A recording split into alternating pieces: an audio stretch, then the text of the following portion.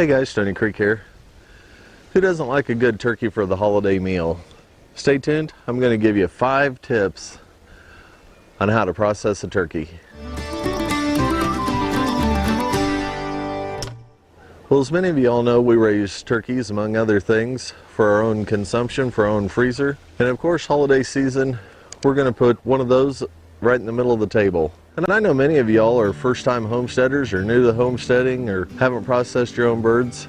So what I want to do is give you 5 tips on the way to be successful in processing your own turkey.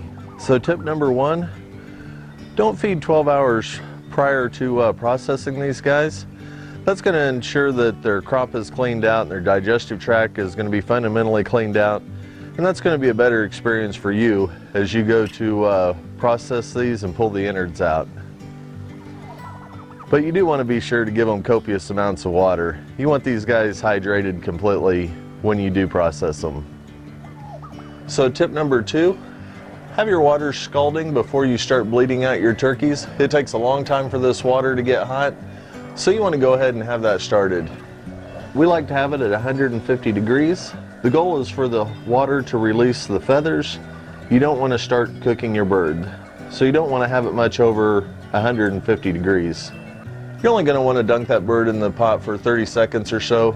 The way to test that is pull the primary wing feathers out. Once they release freely, you know that your bird's ready to come out of that water and start plucking. Tip number 3, you're going to want to use a bucket for a killing cone. If you've got a bird that weighs 22, 25 pounds and you're trying to process it, it's not going to fit in one of those little bitty killing cones. And you want to make sure that the wings stay contained so that it doesn't pump the adrenaline into the muscles. So what I do is take a 5-gallon bucket and I cut a hole right in the end. I'll place the turkey in and I'll pull the head out.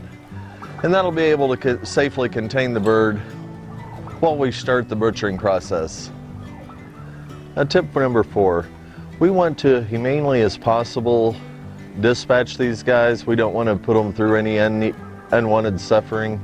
The best way that we found to dispatch one of these birds, you actually want to slice its carotid artery while it's in the bucket. If you were to take an axe and just chop that head off the way our grandparents did, what that'll do is get a lot of adrenaline pumping in the bird. That's when they'll start flapping and acting all sorts of goofy.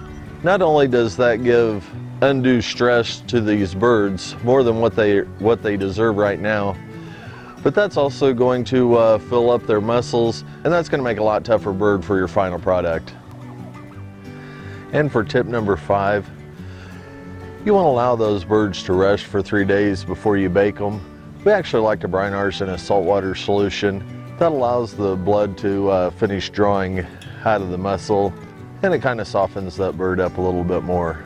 Hopefully you've enjoyed these 5 tips. Tell me in the comments below some of the tips that you use when you process a turkey.